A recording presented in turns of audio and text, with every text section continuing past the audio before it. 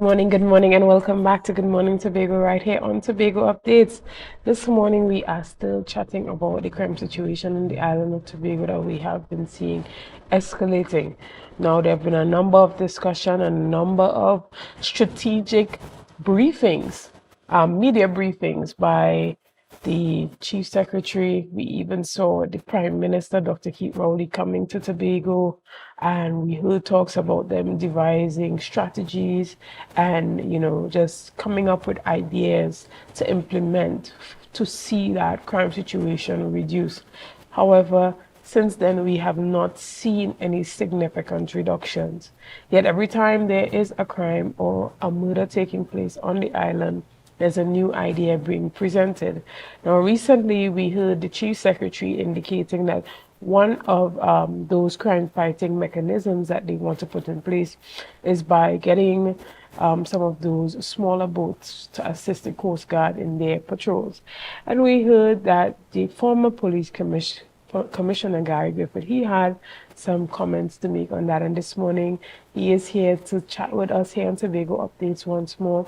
Good morning, Mr. Gary Griffith, and to really explain why this might not be the best crime fighting mechanism. Good morning.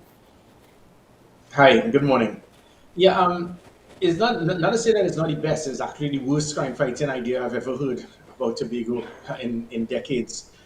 But I could understand the desperation by the chief secretary. He's desperate. He wants to find something, and what he's doing was a knee-jerk decision because he's desperate. He's not seeing anything happening. He's not seeing any new policies, any new projects, anything of substance. And I really do appreciate and welcome the fact of the comment that you made. You used the word ideas about on 4 occasions, and you are 100% correct. That is exactly what is happening. We have a new minister in the Ministry of National Security with absolutely no training, qualification, or experience in law enforcement. And there's this unfortunate situation that takes place by sometimes most political parties where they believe if somebody is versed in law, they're going to be of value as it pertains to national security. That is not true. The problem exists whether it be Fitzgerald Hines, Ulla Christopher, McDonald Jacobs, Stephen Williams. They do not have operational, tactical, strategic knowledge and understanding how to deal with law enforcement. The three commissioners before and after me, they are all administrators, so they are good pen pushers. That's why they wear gabardine. That's why they carry a cane. They probably never even held a firearm. They've never been in a tactical environment, understanding you have to utilize your resources in an effective and efficient manner, look at the policies, try to analyze the enemy, do a SWOT analysis, all of these things. So what you're seeing now in Tobago, now it has become a circus where the minister and the police commissioner will be walking slowly along the street, and then somebody will take a photo to make it look like something is happening. So the chief secretary's desperate attempt by coming up with the concept of using pirogues for the Coast Guard. It is a very unfortunate situation. It is totally unacceptable, and I'll explain why. It is that you have the Coast Guard. What is the reason for them going in a pirogue? It is really to not just to patrol and to be visible, but it's also to be able to intercept. You cannot use a pirogue to intercept a vessel that may be about 2 miles off or a mile off, because now you have to go faster than that vessel. The pirogue is not designed for, it's not a great race. So the pirogue must actually go, the vessel that the Coast Guard has must actually go 1.5 times faster than the vessel it is trying to intercept. Trying to use a pirogue to do that, you are going to break the backs of the sailors. Because if you look at the Coast Guard, the type of vessels they have known as interceptors, there are safety belts, there's a cushion in the back, similar to what you will see when boats go to in a great race. So you can't use a pirogue to be involved in interception unless there's the type of cushion, the shock absorber, to absorb the impact, the safety belt, the backrest. So you're virtually putting the Coast Guard officers at risk by doing something foolhardy as this. I remember when I was Minister of National Security, I joined Coast Guard on a patrol, and one vessel did not have this, and they were actually complaining to me about it. And one of my own security, he fell, we hit a wave, he went about 6 feet up in the air, cracked his back, and damaged his spine, and he could not walk for 6 months. We had to Casevac him to Miami for operations. That is what can happen. So you do not do that. That is one. Two, if it is that we go that road, what's the next thing that's going to happen in Tobago or even Trinidad? That if the police don't have vehicles, you're going to call PH drivers and have the police go in the PH vehicles. So there are situations of insurance and so forth. Additionally, we have the same vessels that were there. I acquired 12 Damen vessels, six patrol vessels, and two utility and interceptors. And these vessels were capable to do exactly what is required for Tobago. One was known as the SS Speyside. I acquired that vessel specifically to patrol the waters of Tobago, known as the Exclusive Economic Zone, from 2 to 12 miles out. And these vessels could do exactly what the OPVs could have done for $1.2 billion less. And they have interceptors on those vessels that can come off those vessels to go to Tobago to do the type of patrols that the Chief Secretary rightly requires. Finally, it is a holistic approach. It is not cosmetic just to throw sailors on a pirogue and let them patrol. They will be patrolling aimlessly. You can have vessels leaving Chagaramas, Maracas, Blanchishes, Toco, and go wide and end up in Charlottesville or whatever. So two pirogues could never patrol the waters if you feel that the waters between Trinidad and Tobago is so small. It is not. What you need is the proper radar. You need the drones, which I approved. I got the approval for, and it was dismantled after I left as security minister and commissioner. Then you need to have the Damen vessels to patrol your exclusive economic zone, and from 2 to 12 miles out between Trinidad and Tobago, going all the way around Charlottesville and so forth. And then you need the police marine branch, which I implemented, reignited after decades of being dormant, got the same type of vessels that Tobago requires. We had those vessels. The Prime Minister commended me for reigniting the police marine branch. So the police marine branch would have done tier one, which is from the shoreline to 2 miles out, with the vessels that they have for that capability. Then you have the interceptors from the Damen vessels that the Chief Secretary is speaking about, more than Stobels Bay for the last 10 years, that is supposed to have gone to Tobago. Then you have the SS Speyside, a 50-foot Damen vessel that can lock down Tobago shoreline, that is also in Stobels for the last 10 years doing nothing. Then you have the concept internally of the CCTVs, the National Operations Center, the Emergency Response Patrol. All of these things that I implemented that had Tobago safe when I was commissioner and as minister have been dismantled, shut down, thanks to the same Keith Scotland's government that is now walking around aimlessly in a photo op, hoping that they can fool Tobago into reducing crime. So you say that these vessels are currently in storage. Yeah, they are more than Stobels Bay, yes, for the last 10 years. Right, and maybe the chief secretary was not even aware that we had vessels in Trinidad and Tobago with that type of capability, because when the prime minister came to Tobago, he may have been able to ask him about the vessels and if they can be used by that, even the Tobago police force that he is suggesting. Now, for you, you have, I'm sure that you, well, I assume that you've been listening to a number of the suggestions that are coming forward as they are trying to, combat crime on the island. Have you tried to have any input, offering your expertise there when you see or hear things being said that, are counterproductive to effective crime fighting strategies? But definitely, I will always be a patriot before being a politician. I'll always be a soldier, a police officer before being a politician. I will always put my country first. That is the reason why I got back into politics, which is what politicians have now lost. Their concept is really to see if they could get in government or destroy the opposing teams. I'm not like that. If it is that the present government is the administration, I will as you would have been, you would have heard, I will do anything to try to support them, because if it is that they fail, we all fail. So whilst they remain in government, and they would be removed democratically in the next election, but until then, the country cannot wait. I said it on several occasions, I am willing to show you what it was that caused public trust and confidence in the police to move from 14% on my arrival to 59% on my departure, and now it is 8%. What it is that caused the public trust in the commissioner, being myself, to be 76%, and now it's less than 5% with the two people you handpicked. What it is that caused the highest reduction in serious crime in 31 years when I was a minister. What caused the highest reduction in violent crime in 17 years when I was commissioner. What made Tobago feel safe when I was police commissioner. I am willing to show them what can be done. They refused.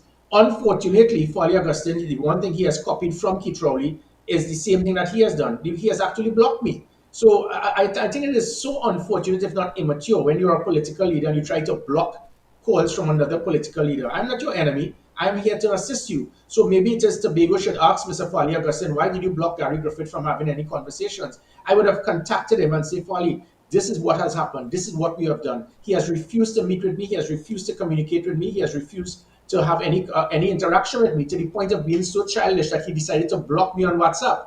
And I have done nothing. I did never said anything in any way to show that I am against Paulie Augustine. I'm not against any political leader or any person who holds an administrative position that can serve citizens. It would be foolhardy for me to do that. It will not make me a patriot of this country. So I am more than willing to communicate with Mr. Paulie Augustine, show him exactly what it is that was done when I was Minister of National Security, which is things that the present government did not do. Every 3 months, I will go to Tobago, show respect for Tobago, not have the chief secretary come to Trinidad or so I will go to Tobago every 3 months, meet with the business sector, meet with the NGOs, meet with the chief secretary, and hear their concerns. And then from that, I was able to package a proper tool, comprehensive policy to lock down Tobago. And I did the same as Commissioner of Police. Every 3 months, I will go and meet with the business sector, meet with the chief secretary. That is how you deal with securing Tobago. Not a photo op of walking with Erla on the streets and hoping to take a picture for people to see, oh, look, something is happening.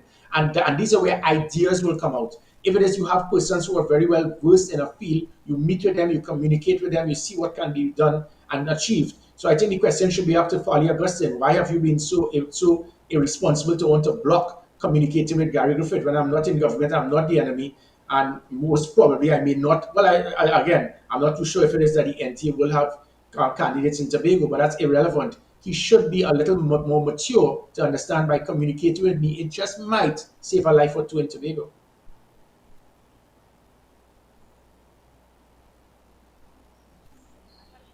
Last week with Mr. Watson Duke, and he indicated that what he noticed is a lot of the criminals in Tobago no longer respect the police.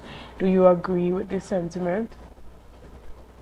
Well, respect is something that is earned, not won. I got that from my military training. You can't expect persons to respect you by the rank that you have or by the uniform that you wear. You have to earn that respect. You have to earn that trust. And as I mentioned earlier, when I became Commissioner, public trust in the police service across the board, Trinidad and Tobago, was 14%. People did not trust the police. It was almost 1 in every 10 people had trust in the police. When I left, it was 6 in 10. Now it has gone back to less than 1 in 10. And the reason for me doing that was making sure that I had the 482 Gary, letting citizens know that anytime a police officer disrespects you, abuses authority in a roadblock, whatever, you can call me directly. So the police officers knew I cannot disrespect citizens in a roadblock. I cannot be abusive. I cannot do this stupid thing that when people come to report a crime in a station, I will tell you, well, it's not this station, you have to go to another station. And with that, it caused every police officer to step up his game to realize that I can be marched before the commissioner's office within 24 hours if I disrespect any citizen. That is how you lift the standard of policing and get the public to trust you. So I had the 482 Gary, I had the police app, which had 485,000 hits. It was the largest app in the history of Trinidad and Tobago. That app caused good communication. We had online reporting to prevent people having to go to stations to report crime. We formed the gender-based violence unit, the social media monitoring unit. We provided delivery service to your home. By calling 999, we can immediately come to your home. So those are the things that cause the transformation of the police service. We had the I support our service, getting the business sector to work with the police service to lift the standard and on the image of the stations, the vehicles. We formed that emergency response patrol and the rapid response unit, so it ensured that within 5 minutes you can get a response. We had that high visibility, and there was interaction with the police complaint authority.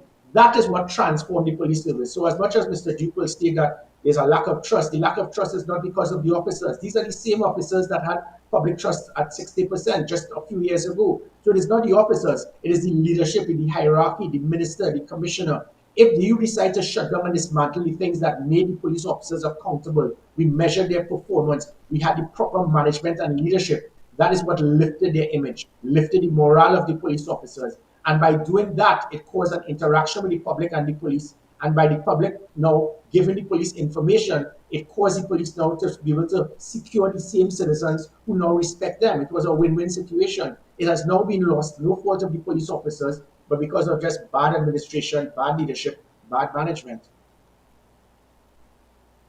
A vessel washed ashore with 14 dead bodies. What are your opinions on this? Do you Sorry, have I lost you any? earlier. The earlier You, parts of the okay, I said recently in the news we saw that there was a vessel washed ashore with about 14 dead bodies. Do you have any speculations of, possibly it being migrants who, or maybe anything that was crime related? What do you think about the situation? It could very well be. It would be difficult for me to make any assumption because then I will operate just like Keith Scotland earlier and Fitzy by stating I'm giving ideas. I don't give ideas. The comments I make is usually based on empirical testing, research methodology, so upon which I can be assured that what I'm saying is factual. So we do not know exactly what transpired. What we can do and say is that if we really want to secure our borders, there's so much that can be done. I provided those, and that will assist us in being able to pinpoint these situations before it actually hits shore. For example, when I provided the mobile scanners to be able to check every vehicle that leaves Trinidad to get to Tobago, we can check it. I listened to someone in the business sector today speaking on another station stating, well, nobody will take an illegal weapon on a port in Trinidad to send it to Tobago. Who said so? Who fooled you into believing that? If it is that there's not a comprehensive search of every single vehicle that can and should be done, we had the K9 unit that should be used. We had the mobile scanners that I provided that will check and pinpoint if there are weapons in the vehicles. They never use the K9 unit. They shut down the mobile scanners that I provided.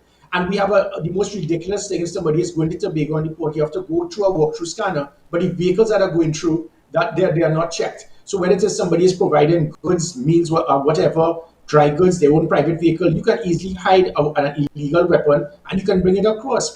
So it is not just about the entry into Tobago of illegal weapons, drugs, human trafficking from vessels leaving Trinidad to get to Tobago. It is also the legitimate port of entry that must also be checked, and that is not being done. So if it is that is done, and then we utilize the proper radar that we have, and the radar has a proper system with a national operations center that I set up in Tobago that was shut down after I left as Minister of National Security. That national operations center will be able to monitor the radar, pinpoint what is happening, and then I got the approval for drones. A drone could do 20 times more than all the OPVs and diamond vessels that we talk about put together, because the drones that I was getting for to secure between Venezuela and Trinidad and Tobago could turn night into day. It could go 2 kilometers up in the air. You cannot see it. It can lock onto a vessel. If a matchstick enters our waters, it can lock onto it, see where it is going, pinpoint it, and then have the interceptors from the diamond vessels, the police marine branch, intercept that vessel before it gets to Tobago. That is what should be done. So as it pertains to when vessels may enter illegally, we have dead bodies coming into shore. That is how you can properly secure our border. Unfortunately, every single thing done. So if Tobago really wants to see if they can improve, it is not by Keith Scotland walking around in a cosmetic approach. It is not by Erla walk with a Kane Christopher. There are many things that can be done. Tobagonians, you all know you all felt safe from 2018 to 2021. You felt safe from 2013 to 2015. We can do it again. So, Fali, just give me a call. Right, we're going to take a quick break and we're going to return with this conversation very soon. See you soon, guys. It's a brand new dawning as the passion starter. Good morning, and welcome back to Good Morning Tobago right here on Tobago Updates. We are back and we are rounding up our discussion with former Police Commissioner Gary Griffith. Now, this morning we have been chatting about the crime situation in Tobago and some of these strategies and tactics that have been suggested to combat this. But we have heard, the opinions of the former police commissioner on the strategy that was suggested by the chief secretary to use pirogues to assist the Coast Guards.